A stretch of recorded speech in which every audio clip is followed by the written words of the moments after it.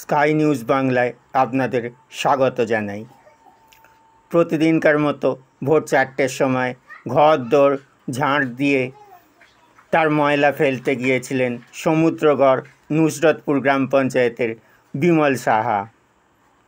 আজ সকালে বাড়ির পিছন দিক থেকে তার রক্তাক্ত মৃতদেহ উদ্ধার করা হয়। কে বা কারা মাথার পেছন দিক দিয়ে আঘাত করে এবং ঘটনাস্থলেই বিমলবাবুর মৃত্যু হয় বলে জানা গেছে। মৃত ব্যক্তির পুত্রবধূ জানিয়েছেন, প্রতিবেশীরা তাদের রাস্তায় নোংরা ফেলতেন। সেই বিবাদের জেরে বিমলবাবুকে খুনের হুমকি দেওয়া হয়েছিল। বিমলবাবু নিজেই চলনপথ থেকে সেই সব নোংরা পরিষ্কার করতেন এবং ভোরবেলা স্নান করে ফুল তুলে পুজোয় বসতেন। বিমলবাবুর স্ত্রী তার স্বামীর হত্যাকারীর শাস্তি চেয়েছেন। গোটা ঘটনার তদন্ত করছে পুলিশ। পুলক চক্রবর্তীর সঙ্গে চিরঞ্জীব চ্যাটার্জির রিপোর্ট। এডিটর সমীর ভর, স্কাই নিউজ ইন্ডিয়া।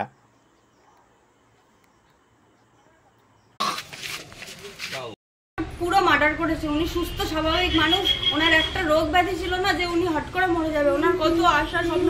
উনি বহুবার ওনাকে হুমকি দেওয়া হয়েছে, ওনাকে মেরে ফেলবে করে প্রচুরবার হুমকি দেওয়া হয়েছে। কে দিয়েছে হুমকি? এমন এই যে আমাদের বাড়ির সামনে আছে দুজনা, আপনি চাইলে দেখিয়ে দিতে পারি। হুমকি দিয়েছে ওনাকে মেরে ফেলবে। আমাদের ভয় করছে, আমরা আমাদের না মেরে ফেলে এখন কি করে রাস্তায় বেরোবো, সত্যি ভয় করছে। এই কারা হুমকি দিয়েছে? এই পাশের বাড়ি। এই ভয়ে আমি বাবাকে বলতাম, বাবা যেও না, বাবা যেও না, কোন দিন মেরে ফেলবে, তোমাদের এত হুমকি দেয়, বাবা যেও না। এখন আমরা কি করে বাঁচবো, কি করে কি করবো? আমরা আতঙ্কে আছি, আমাদের না মেরে ফেলে। কারণ ওনাকে, উনি মরার মানুষ না, উনি এত স্ট্রং। একটা জ্বর হলেও উনি সবসময় সোজা হয়ে দাঁড়িয়ে থাকতো। যারা মেরে দেবো বলেছে নাম বলতে পারবেন? হ্যাঁ, নাম বলতে পারবো।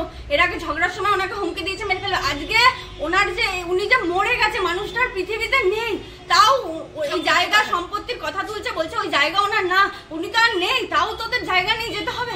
আর কি, ওই যারা, উনি যে মারা গেছে, একটা লোক আমরা পাশে পাইনি। ফোন করে করে সবাইকে ডেকে নিয়ে এলাম, কেউ এগিয়ে এসে আমাদের পাশে দাঁড়ালো না বা বেরিয়ে এলো না যে কাকার কি হয়েছে বা দাদার কি হয়েছে, কাউকে আমরা পাশে পাইনি। এটা বোঝাই যাচ্ছে মার্ডার। আমরা পুলিশের কাছে, বড়বাবুর কাছে হাত জোড় করে চাই, ওনার শুধু বিচারটা চাই, ওনার বিচার চাই, বিচার চাই। উনি যেন সঠিক জিনিসটা আমরা খুঁজে পাই যে ওনাকে কে মেরেছে। দয়া করে কোনো যেন কেউ এটা ধামাচাপা না দেন, আপনাদের কাছে এটাই অনুরোধ। আমরা আর কিছু চাই না, আমরা আর কিছু চাই না, আপনাদের কাছে অনুরোধ। আপনারা এই ব্যাপারটা ধামাচাপা দিয়ে দেবেন না। ওনার কোনো রোগ ব্যাধি ছিল না, ওনাকে পুরো মার্ডার করা হয়েছে। নাদনঘাট থানা থেকে আইসি সাহেব এসেছিল, বলেছেন কিছু? স্যারকে বলেছি, স্যার বলছে আমরা দেখছি, করবো। আমি জানি না, স্যারের কাছে হাত জোর করে অনুরোধ করছি, স্যার আপনি আর সঠিক বিচার করুন। আমরা শুধু বিচারটা চাই যে ওনাকে কেন এরকম করে মেরে ফেলা হলো। ওনার মাথার এই পাশটা পুরো খুলি বেরিয়ে গেছে, পুরো কিছু দিয়ে এরকম করে কুপিয়েছে, সেটা বোঝা যাচ্ছে। এরকম করে পড়ে রয়েছে, সারা গা উলঙ্গ, একটা চিন্তাগজ, তার উপরে রক্তের হাতের ছাপ, প্রত্যেকটা আঙুলের ছাপ বোঝা যাচ্ছে। উনি এরকম করে মরার লোক না। উনি লাস্টে এতবার হুমকি দিয়েছে এর আগে ঝগড়াতে। উনি শুধু চাইনি যে আমাদের কারোর সাথে ঝগড়া করবো না, আমরা বাড়িতে ঝগড়া অশান্তি করি, বাবা তুমি যেও না। উনি বলেছেন আমি আর কারোর সাথে ঝগড়া করবো না, হাঁটার রাস্তায় যখন এত ময়লা আমি পরিষ্কার করবো। উনি প্রতিদিন কোদাল দিয়ে পরিষ্কার করে ওই বাড়িটা পরিষ্কার করতে যেত।